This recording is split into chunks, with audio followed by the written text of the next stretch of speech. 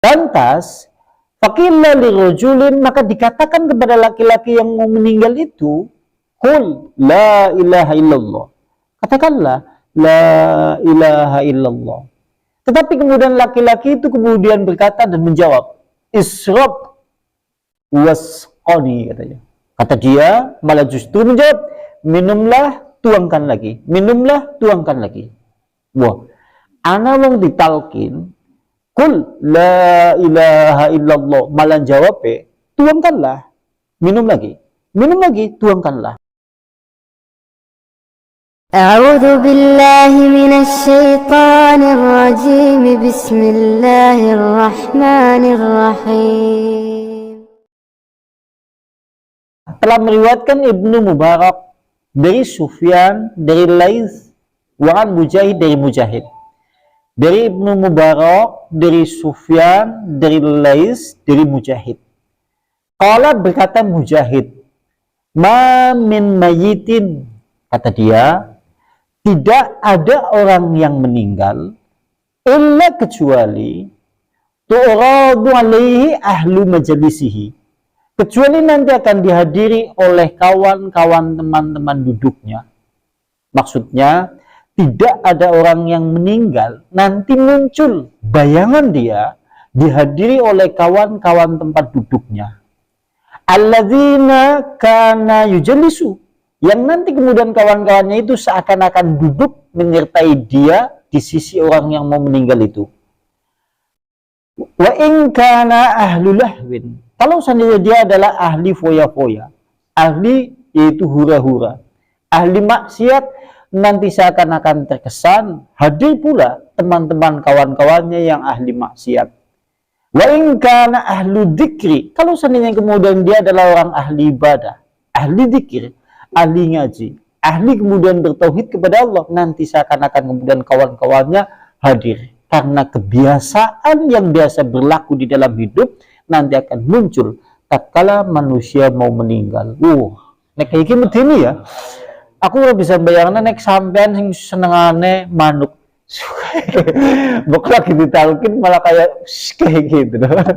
Ya gitu ya. Kalau kita lihat pernyataan ini kan seperti itu. Nanti muncul kebiasaan yang dia lakukan. Artinya seperti ini. Sekalipun kayak gini. Perkataan Mujahid ini memang berdasarkan hadis. Cuma hadisnya dhaif. Sanadnya lemah. Karena di dalam sanad ini terdapat seorang tokoh namanya Laits bin Sulaiman. Nah, hadis itu terdapat seorang tokoh jenengane Laits ibn Sulaiman. Dia adalah seorang yang takwa. Dia janjinya adalah orang yang sikoh terpercaya. Dia adalah orang yang merupakan orang ahli ibadah. Kalau dia menyampaikan hadis sesungguhnya diterima oleh ulama hadis. Cuma hanya saja di masa akhir-akhir hidupnya pikirannya ngelantur. Iya, cara bahasanya kayak gue. Sehingga tatkala kemudian posisinya seperti itu, kami tidak bisa membedakan mana hadis yang dhaif, mana yang hadis sahih yang ia sampaikan. Karena pada saat itu tatkala di akhir-akhir usianya, dia pikirannya kesana kemari, atau istilah bahasa kita pikun. Mulanya hadisnya dianggap dhaif kalau ada riwayat beliau yang menyebutkan hadis tadi terdapat riwayat di antaranya ulangan Laits ibn Sulaiman, karena dia dipandang oleh Bukhari, oleh Muslim, oleh Tirmidzi, oleh Nasai sebagai orang yang dhaif. Kenapa dhaif? Hadisnya matruk, ditinggal karena dia wong sikoh, wong takwa, wong ahli ibadah. Cuma hanya saja dia itu di akhir hidupnya tetapi kemudian mengalami kepikunan, sehingga kami tidak bisa membedakan mana yang sahih, mana yang tidak sahih hadis yang ia sampaikan. Makanya kemudian tidak diambil oleh ulama-ulama hadis. Nah, hadis itu terdapat itu. Cuma hanya seperti ini. Ini menurut Nawawi. Wa amma hadis dhaif, maka adapun hadis dhaif itu perlu kemudian kita ketahui pula. Sing jenengane hadis dhaif itu perlu kemudian kita ketahui. Tetapi kemudian jangan lupa kemudian kita sampaikan bahwasanya kedudukan hadisnya. Apakah hadis itu matruk, palsu, dhaif atau yang lain kita sampaikan. Dan kemudian setelah itu hadis dhaif itu bisa kemudian ditujukan untuk penguat hadis-hadis yang sahih. tujuannya uli menyampaikan hadis yang dhaif, tujuannya memperkuat hadis yang sahih yang maknanya serupa. Hadis dhaif juga boleh dipakai pula untuk yang sifatnya tarhib yang membeteni. Jadi hadis yang membeteni sampean, hadis dhaif itu menurut Imam Nawawi boleh dipakai. Tujuannya memotivasi kita semuanya untuk lebih dekat kepada Allah Subhanahu wa taala. Cuma jangan lupa kita sampaikan bahwasanya hadis itu memang hadis dhaif. Ya, saya katakan bahwasanya memang betul hadis yang diriwayatkan di dalam hadis ini memang hadisnya dhaif. Cuma hanya saja nanti riwayat kisah-kisahnya sahih. Riwayat-riwayatnya sahih terhadap permasalahan riwayat-riwayat yang sejalan dengan hadis yang tadi di awal. Hadis tadi di awal disebutkan tadi bahwasanya nanti orang yang mau meninggal dihadiri teman-teman duduknya atau kebiasaan-kebiasaan yang ia lakukan. Kalau dia adalah ahli maksiat, nanti seakan-akan kawan-kawannya yang ahli maksiat mengurumuninya. Kalau dia adalah ahli dzikir, ahli tauhid, ahli mengaji, maka seakan-akan kawannya itu mengurumuninya. Maksudnya seperti itu. Nah, sekarang kisah-kisahnya. Contoh kisah yang mengarah kepada pengertian tadi. Waqala Rabi bin Sabrah dari Ma'bad al-Juhani adalah yaitu Ma'bad al-Juhani. Dia adalah seorang ahli ibadah di kota Basra. DWK yaitu Sabrah bin Ma'bad al-Juhani. Dia adalah ahli ibadah di kota Basra. Kata dia, adraktu an-nasa bisyam. Aku suatu hari mendapati manusia di kota Syam yang hendak mau meninggal. Kata dia, ahli ibadah itu Sabrah al-Ma'bad al-Juhani, dia pernah mendapati manusia mau meninggal di kota Syam. Ya. Lantas, faqila lirajulin, maka dikatakan kepada laki-laki yang mau meninggal itu, qul la ilaha illallah. Katakanlah la ilaha illallah. Tetapi kemudian laki-laki itu kemudian berkata dan menjawab, isrob wasqani, katanya. Kata dia malah justru menjawab, minumlah, tuangkan lagi. Minumlah, tuangkan lagi. Wah, ana wong ditalkin, qul la ilaha illallah, malah jawab, tuangkanlah, minum lagi. Minum lagi, tuangkanlah. Maksudnya karena dia adalah ahli minum-minuman keras di masa hidupnya, sehingga muncul kebiasaan-kebiasaannya. Wow, ditalkin malah jawab seperti itu. Caranya bahasanya dek ya, kul la ilaha illallah, angguk 500. Kul la ilaha illallah, mention. Kul la ilaha, whisky itu seperti itu. Caranya dek kayak cipat, bulu 11, 5 bodongan, kosongan lagi kayak itu seperti itu.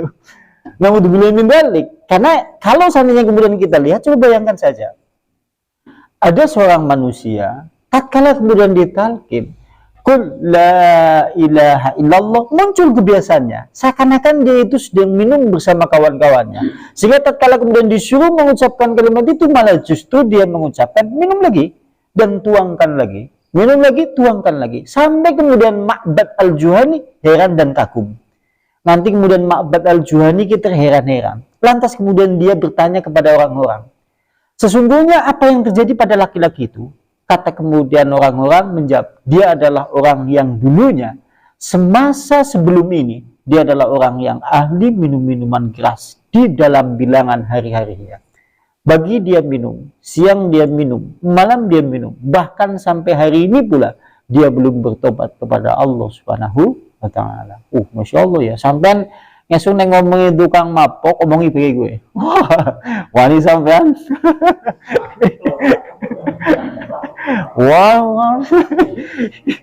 Sampean mandekang oleh bulu 11.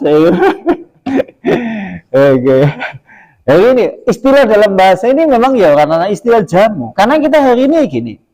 Ya, kalau seandainya kita hari ini sudah sampai usia 40 tahun, 50 tahun, 60 tahun, kalau pikiran kita tidak ke akhirat, kemana lagi coba? Manusia kalau hari ini sudah usia sampai 40 tahun, 50 tahun, 60 tahun, kerap ngapa maling coba? Kalau tidak kemudian memikirkan terhadap hari-hari akhirat, apakah kemudian ada Kalau seandainya manusia yang sudah berusia sampai seperti itu, tapi masih kemudian itu minum-minuman atau bermain dengan segala sesuatu yang seperti itu, ini namanya sesuatu yang sangat tercela dan seburuk-buruk manusia. Sampai dengan bocah nom, bocah 17 tahun, 12 tahun ngumbe cipat, kudu sekolah sekarang jembatan, lumrah, cenom. Tapi sampai dengan kaki-kaki usia sekitar tahun, 1 tahun melu ngumbe, aduh. Kita senengannya seelek-elek menungsa. Kan saya dengar menungsa. Rasulullah kan menyebutkan seperti itu. Kata Rasulullah kan sama. Rasulullah pernah ditanya. Rasulullah pernah menyebutkan dalam hadisnya, sarunna, seelek-elek manusia adalah, yaitu mantola umruhu. Siapa saja yang panjang umurnya di dalam hidup, usianya panjang, usianya tua, tetapi kemudian jelek pula, yaitu amalannya.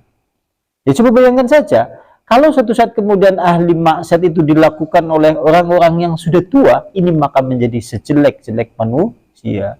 Enggaknya anak bocah switak tahun 70 tahun jagoan yang jembatan gitaran terus soti bocah semai yapek coba misalnya gitu loh.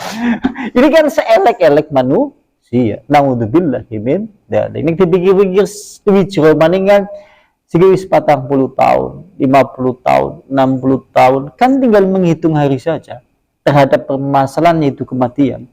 Kalau tidak hari ini mau mengawali kapan? Kalau kita berbicara masalah kelalaian, kealpaan, atau bahkan segala sesuatu yang kemudian menjadikan manusia itu lupa. Lantas kemudian kalau kita bilangan hari dan waktu-waktu di dalam hidup, maka waktu 1000 tahun itu tidak pernah akan mencukupi bagi orang yang lalai. Bagi orang yang lupa, sekalipun dia dikasih hidup oleh Allah selama 1500 tahun. 1500 tahun itu tidak pernah akan mencukupi untuk kembali kepada Allah. Tapi orang yang pandai, orang yang memiliki akal, satu isyarat, satu majelis taklim, satu pertemuan sudah mencukupi untuk kembali menuju kepada Allah Subhanahu wa taala. Mulanya yang sampean tekan ngomong iki kudune astagfirullahalazim.